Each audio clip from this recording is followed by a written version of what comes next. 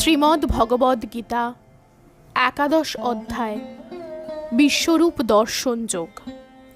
শ্লোক 1। অর্জুন বললেন, আমার প্রতি অনুগ্রহ করে তুমি যে আধ্যাত্ম তত্ত্ব সম্বন্ধীয় পরম গুহ উপদেশ আমাকে দিয়েছ, তার দ্বারা আমার এই মোহ দূর হয়েছে। শ্লোক 2। হে পদ্মপলাশলোচন, সর্বভূতের উৎপত্তি ও প্রলয় তোমার থেকেই হয় এবং তোমার কাছে থেকেই আমি তোমার অব্যয় মাহাত্ম্য অবগত হলাম। শ্লোক 3। হে পরমেশ্বর, তোমার সম্বন্ধে যেরূপ বলেছ, যদিও আমার সম্মুখে তোমাকে সেই রূপেই দেখতে পাচ্ছি, তবুও হে পুরুষোত্তম, তুমি যেভাবে এই বিশ্বে প্রবেশ করেছ, আমি তোমার সেই ঐশ্বর্যময় রূপ দেখতে ইচ্ছা করি। শ্লোক 4। হে প্রভু, তুমি যদি মনে করো যে আমি তোমার এই বিশ্বরূপ দর্শন করার যোগ্য, তাহলে হে যজ্ঞেশ্বর, আমাকে তোমার সেই নিত্য স্বরূপ দেখাও। শ্লোক 5। শ্রী ভগবান বললেন, হে পার্থ, নানা বর্ণ ও নানা আকৃতি বিশিষ্ট শত শত ও সহস্র সহস্র আমার বিভিন্ন দিব্য রূপসমূহে দর্শন করো। শ্লোক 6। হে ভারত, দ্বাদশ আদিত্য, অষ্টবসু, একাদশ রুদ্র, অশ্বিনী কুমার দ্বয়, 49 মরুত এবং অনেক অদৃষ্টপূর্ব আশ্চর্য রূপ দেখো। শ্লোক 7। হে অর্জুন, আমার এই বিরাট শরীরে একত্রে অবস্থিত সমগ্র স্থাবর জঙ্গমাত্মক বিশ্ব এবং অন্য যা কিছু দেখতে ইচ্ছা করো, তা এক্ষণে দর্শন করো। শ্লোক 8। কিন্তু তুমি তোমার বর্তমান চক্ষুর দ্বারা আমাকে দর্শন করতে সক্ষম হবে না, তাই আমি তোমাকে দিব্যচক্ষু প্রদান করছি। তুমি আমার অচিন্ত ঐশ্বর্য দর্শন করো। শ্লোক 9। সঞ্জয় বললেন, হে রাজন, এভাবেই বলে মহান যজ্ঞেশ্বর ভগবান শ্রীকৃষ্ণ অর্জুনকে তাঁর বিশ্বরূপ দেখালেন। শ্লোক 10 এবং 11। অর্জুন সেই বিশ্বরূপে অনেক মুখ, অনেক নেত্র ও অনেক অদ্ভুত দর্শনীয় বস্তু দেখলেন। সেই রূপ অসংখ্য দিব্য অলঙ্কারে সজ্জিত ছিল এবং অনেক উদ্যত দিব্য অস্ত্র ধারণ করেছিল। সেই বিশ্বরূপ দিব্যমালা ও দিব্য বস্ত্রে ভূষিত ছিল এবং তাঁর শরীর দিব্য গন্ধ দ্বারা অনুলিপ্ত ছিল। সবই ছিল অত্যন্ত আশ্চর্যজনক, জ্যোতির্ময়, অনন্ত ও সর্বব্যাপী। শ্লোক 12। যদি আকাশে সহস্র সূর্যের প্রভা যুগপৎ উদিত হয়, তাহলে সেই মহাত্মা বিশ্বরূপের প্রভাব কিঞ্চিত তুল্য হতে পারে। শ্লোক 13। তখন অর্জুন পরমেশ্বর ভগবানের বিশ্বরূপে নানাভাবে বিভক্ত সমগ্র জগৎ একত্রে অবস্থিত দেখলেন। শ্লোক 14। তারপর সেই অর্জুন বিস্মিত ও রোমাঞ্চিত হয়ে এবং অবনত মস্তকে ভগবানকে প্রণাম করে করজোড়ে বলতে লাগলেন। শ্লোক 15। অর্জুন বললেন, হে দেব, তোমার দেহে দেবতাদের, বিবিধ প্রাণীদের, কমলাসনে স্থিত ব্রহ্মা, শিব, ঋষিদের ও দিব্য সর্পদেরকে দেখছি। শ্লোক 16। হে বিশ্বেশ্বর, হে বিশ্বরূপ, তোমার দেহে অনেক বাহু, উদর, মুখ এবং সর্বত্র অনন্ত রূপ দেখছি। আমি তোমার আদি, মধ্য ও অন্ত কিছুই দেখতে পাচ্ছি না। শ্লোক 17। কিরীট শোভিত, গদা ও চক্রধারী, সর্বত্র দীপ্তিমান, তেজপুঞ্জ স্বরূপ, দুর্নিরীক্ষ, প্রদীপ্ত অগ্নি ও সূর্যের মতো প্রভাবিশিষ্ট এবং অপ্রমেয় স্বরূপ তোমাকে আমি সর্বত্রই দেখছি। শ্লোক 18। তুমি পরম ব্রহ্ম এবং একমাত্র জ্ঞাতব্য। তুমি বিশ্বের পরম আশ্রয়। তুমি অব্যয়, সনাতন ধর্মের রক্ষক এবং সনাতন পরম পুরুষ। এই আমার অভিমত। শ্লোক 19। আমি দেখছি তোমার আদি মধ্য ও অন্ত নেই। তুমি অনন্ত বীর্যশালী ও অসংখ্য বাহু বিশিষ্ট, এবং চন্দ্র ও সূর্য তোমার চক্ষুদয়। তোমার মুখমণ্ডলে প্রদীপ্ত অগ্নির জ্যোতি, এবং তুমি স্বীয় তেজে সমস্ত জগৎ সন্তপ্ত করছো। শ্লোক 20। তুমি একাই স্বর্গ ও মর্তের মধ্যবর্তী অন্তরিক্ষ ও 10 দিক পরিব্যাপ্ত করে আছো। এ মহাত্মা, তোমার এই অদ্ভুত ভয়ঙ্কর রূপ দর্শন করে ত্রিলোক অত্যন্ত ভীত হচ্ছে। শ্লোক 21। সমস্ত দেবতারা তোমার শরণাগত হয়ে তোমাতেই প্রবেশ করেছেন। কেউ কেউ ভীত হয়ে করজোড়ে তোমার গুণগান করছেন। মহর্ষি ও সিদ্ধেরা জগতের কল্যাণ হোক বলে প্রচুর স্তুতিবাক্যের দ্বারা তোমার স্তব করছেন। শ্লোক 22। রুদ্রগণ, আদিত্যগণ, সাধ্য নামক দেবতারা, বসুগণ, বিশ্বদেবগণ, অশ্বিনী কুমার দয়, মরুতগণ, পিতৃগণ, গন্ধর্বগণ, যক্ষগণ, অনুরগণ এবং অসুরগণ, সিদ্ধগণ সকলেই বিস্মৃত হয়ে তোমাকে দর্শন করছে। শ্লোক 23। হে মহাবাহু, বহু মুখ, বহু চক্ষু, বহু বাহু, বহু উরু, বহু চরণ, বহু উদর এবং অসংখ্য করাল দন্ত বিশিষ্ট তোমার বিরাট রূপ দর্শন করে সমস্ত প্রাণী অত্যন্ত ব্যথিত হচ্ছে, এবং আমিও অত্যন্ত ব্যথিত হচ্ছি। শ্লোক 24।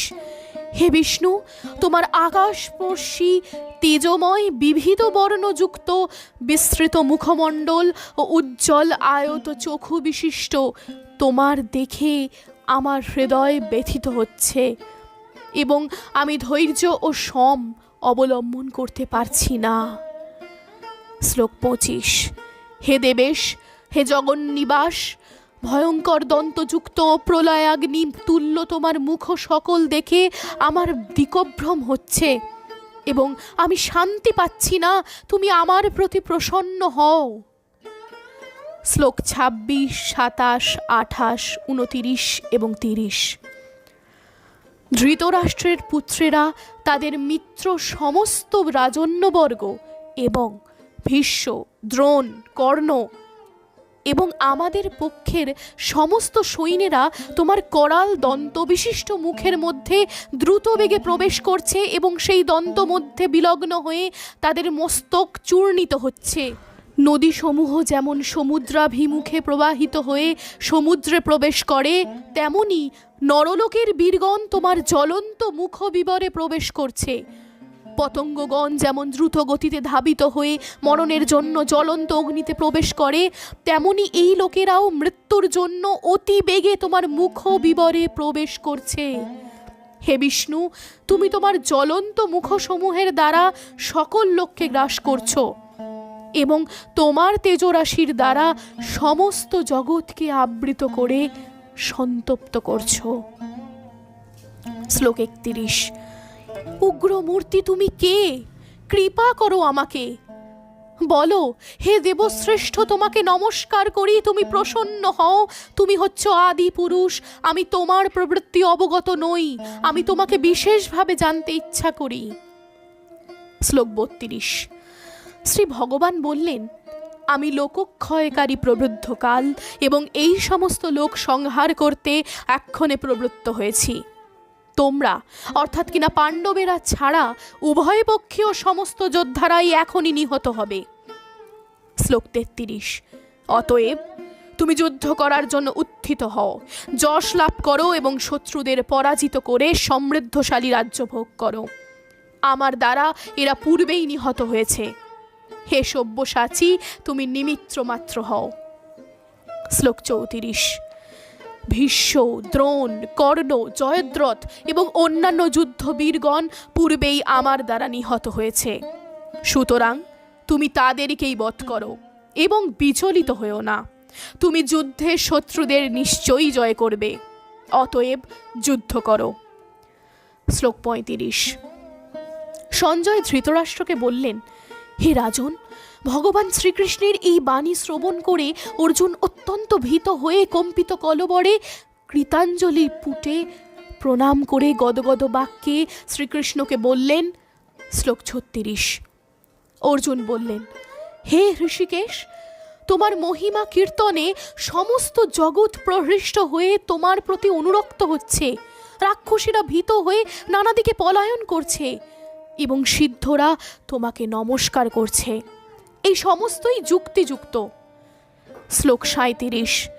তুমি আদি দেব, তুমি পুরাণ পুরুষ এবং এই বিশ্বের পরম আশ্রয়।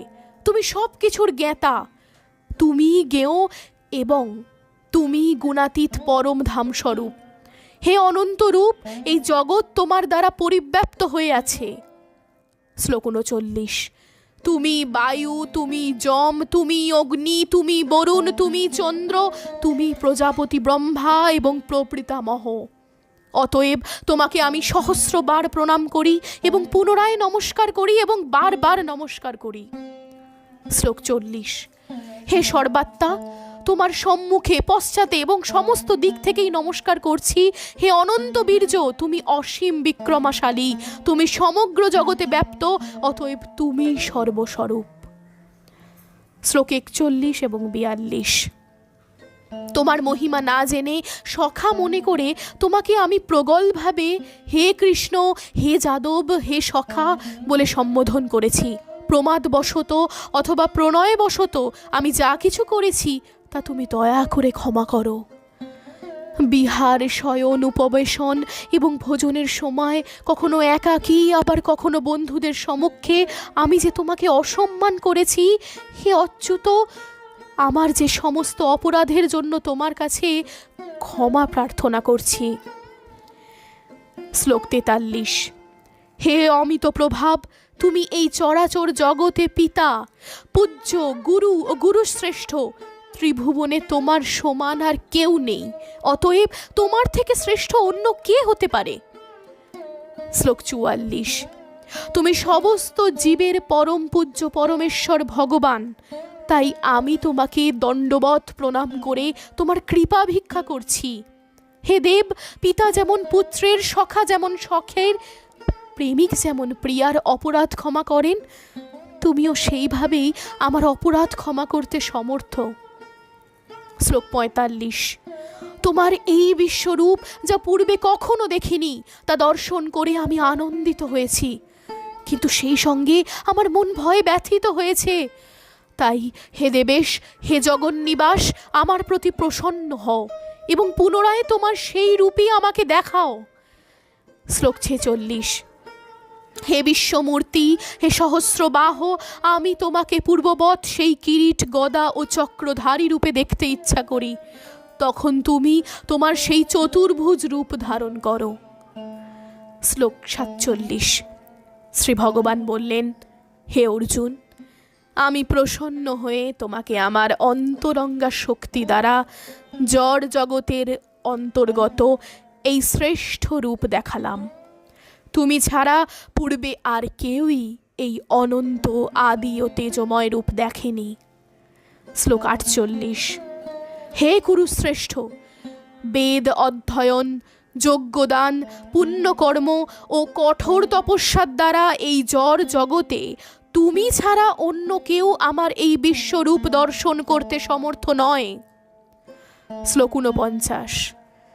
আমার এই প্রকার ভয়ঙ্কর বিশ্বরূপ দেখে তুমি ব্যথিত হও না, সমস্ত ভয় থেকে মুক্ত হও এবং প্রসন্ন চিত্তে তুমি পুনরায় আমার চতুর্ভুজ রূপ দর্শন করো। শ্লোক 50। সঞ্জয় ধৃতরাষ্ট্রকে বললেন, মহাত্মা বাসুদেব অর্জুনকে এভাবেই বলে চতুর্ভুজ রূপ দেখালেন এবং পুনরায় দ্বিভুজ সৌম্যমূর্তি ধারণ করে ভীত অর্জুনকে আশ্বস্ত করলেন। শ্লোক 51। অর্জুন বললেন, হে জনার্দন, তোমার এই সৌম্য মানুষ মূর্তি দর্শন করে এখন আমার চিত্ত স্থির হলো এবং আমি প্রকৃতিস্থ হলাম। শ্লোক 52। পরমেশ্বর ভগবান বললেন, তুমি আমার যে রূপ দেখেছ তা অত্যন্ত দুর্লভ দর্শন। দেবতারাও এই নিত্যরূপের সর্বদা দর্শনাকাঙ্ক্ষী। শ্লোক 53। তুমি তোমার দিব্যচক্ষুর দ্বারা আমার যে রূপ দর্শন করছো, সেই প্রকার আমাকে বেদ অধ্যয়ন, তপস্যা, দান ও পূজার দ্বারা কেউই দর্শন করতে সমর্থ হয় না। শ্লোক 54। হে অর্জুন, হে পরন্তপ, অনন্য ভক্তির দ্বারাই এই প্রকার আমাকে তত্ত্বত জানতে, প্রত্যক্ষ করতে এবং আমার চিন্ময় ধামে প্রবেশ করতে সমর্থ হয়। শ্লোক 55। হে অর্জুন, যিনি আমার অকৈতব সেবা করেন, আমার প্রতি নিষ্ঠাপরায়ণ, আমার ভক্ত, জড় বিষয়ে আসক্তি রহিত এবং সমস্ত প্রাণীর প্রতি শত্রুভাব রহিত, তিনিই আমাকে লাভ করেন। শ্রীমদ্ ভগবদ্ গীতা 11 অধ্যায় বিশ্বরূপ দর্শন যোগের সারসংক্ষেপ। এই অধ্যায়ে প্রিয় শিষ্য অর্জুনের প্রার্থনার প্রেক্ষিতে ভগবান শ্রীকৃষ্ণ তাকে বিশ্বরূপ দর্শন করিয়েছিলেন। তাই এই অধ্যায়ের নাম বিশ্বরূপ দর্শন যোগ। প্রকৃতপক্ষে বিশ্বরূপ হচ্ছে ভগবানের এমন এক রূপ বা মূর্তি, যার মধ্যে এ বিশ্ব ব্রহ্মাণ্ডের সকল কিছুই দৃশ্যত। বিভূতি যোগে ভগবান শ্রীকৃষ্ণের মুখ থেকে অর্জুন তাঁর অনন্ত বিভূতির কথা শ্রবণ করেছিলেন। তখন স্বভাবতই তার মনে আকাঙ্ক্ষা জেগেছিল যে তিনি যা কানে শুনলেন তা যদি প্রত্যক্ষভাবে নয়নে দর্শন করতে পারতেন তবে আরও ভালো হতো। অর্জুনের মনের সেই বাসনার কথা তাই তিনি ব্যক্ত করলেন এই অধ্যায়ের প্রথম ভাগে। তিনি অত্যন্ত বিনয়ের সাথে শ্রীকৃষ্ণ সমীপে বললেন, হে প্রভু, যদি আপনি মনে করেন যে আমার দ্বারা আপনার সেরূপ দেখা সম্ভব, তাহলে হে যজ্ঞেশ্বর, আমাকে আপনার সেই অক্ষয় রূপ দর্শন করান। অর্জুনের এই আকুল প্রার্থনায় শ্রীকৃষ্ণ তখন দিব্যচক্ষু দান করলেন তাকে। কারণ সাধারণ চর্মচক্ষু দিয়ে ভগবানের দিব্যরূপ দর্শন করা যায় না। ভগবান শ্রীকৃষ্ণের কৃপায় দিব্যচক্ষু প্রাপ্ত হয়ে অর্জুন দেখলেন যে এ নিখিল সংসারে এক সূর্য নয়, বরং সহস্র সূর্যের তেজবিশিষ্ট এক বিরাট মূর্তি দাঁড়িয়ে আছে। সেই বিরাট মূর্তির মধ্যে তিনি স্বর্গ হতে মর্ত পর্যন্ত সমুদয় সৃষ্টি একসঙ্গে দেখতে পেলেন। এই বিশ্বরূপ দর্শনের পূর্ব পর্যন্ত অর্জুনের মনের মধ্যে ক্ষীণতম যে সন্দেহ ছিল তা এই রূপ দর্শনে বিদরিত হল। তার সর্বাঙ্গ রোমাঞ্চিত হয়ে উঠল এবং তিনি অবনত মস্তকে সেই বিরাট মূর্তিকে প্রণাম করে করজোরে বলতে লাগলেন, হে কেশব, হে পুরুষোত্তম, আমি তোমার দেহের মধ্যেই দেখতে পাচ্ছি দেববৃন্দ, যক্ষ, রক্ষ, ঋষি, মানব, পশুপক্ষী সমস্তই বিদ্যমান। অর্জুন দেখতে পেলেন ভগবানের এক দেহের মধ্যেই অসংখ্য বাহু ও চরণ, উদর ও নেত্র। তাঁর বিরাট মুখগহ্বরের মধ্যে থেকে জ্বলন্ত বহ্নি শিখার মতো শত শত শিখা বহির্গত হচ্ছে। পৃথিবীর সকল নদ নদী যেমন সাগরের দিকে ধাবিত হয়, তেমনি কুরুক্ষেত্রের সকল বীর ও যোদ্ধা সেই জ্বলন্ত শিখার দিকে ছুটে যাচ্ছে। পতঙ্গ যেমন মৃত্যুর জন্য অগ্নিতে ঝাঁপিয়ে পড়ে, তদ্রূপ তাঁর মুখের জ্বলন্ত অগ্নিতে লোক সকল পতঙ্গের ন্যায় ঝাঁপিয়ে পড়ছে। তার উগ্র তেজে সমুদয় সৃষ্টি জ্বলে যাচ্ছে। এসব দেখে ভয়ে অর্জুনের সর্বাঙ্গ কম্পিত হতে লাগলো। তখন ভগবান শ্রীকৃষ্ণ বললেন, এই ভয়ঙ্কর মূর্তিতে আমি সৃষ্টি ধ্বংস করি, অর্থাৎ ইহা আমার লোকসমূহ বিনাশকারী মহাকাল রূপ। এখন আমি লোকসমূহ ধ্বংস করতে প্রবৃত্ত হয়েছি, কাজেই তুমি যুদ্ধ না করলেও তোমার প্রতিপক্ষের যোদ্ধাগণের ধ্বংস অনিবার্য।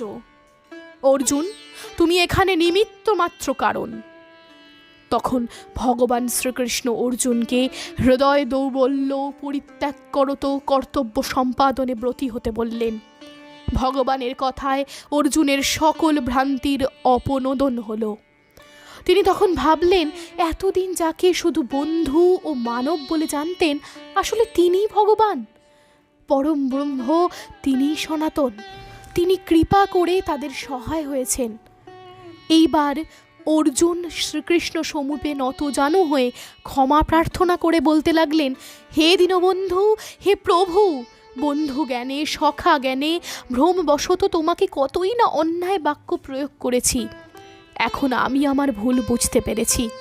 আপনি আমার সকল অপরাধ ক্ষমা করুন। বন্ধু যেমন বন্ধুর অপরাধ ক্ষমা করে, পিতা যেমন পুত্রের অপরাধ ক্ষমা করে, তদ্রূপ ভগবান যেন তার সকল অপরাধ মার্জনা করে। অতঃপর অর্জুন ভগবানের এই উদ্র মূর্তির স্থলে তার শঙ্খ চক্র গদা পদ্মধারী মধুর মূর্তি ধারণ করার জন্য প্রার্থনা জানালেন। ভগবান তার ইচ্ছা অনুসারে পুনরায় শঙ্খ চক্র গদা পদ্মধারী মধুর সৌম্য মূর্তি ধারণ করলেন। তখন অর্জুনের মনের সকল ভয় সংশয় দুশ্চিন্তা দূরীভূত হল। ভগবান শ্রীকৃষ্ণ অর্জুনকে তখন উপদেশ দিলেন যে যারা তাঁকে ভালোবেসে মনে প্রাণে আত্মসমর্পণ করে, তিনি তাদেরকে এই মধুর রূপে দেখা দিয়ে তাদেরকে সন্তুষ্ট করেন। জয় শ্রীকৃষ্ণ।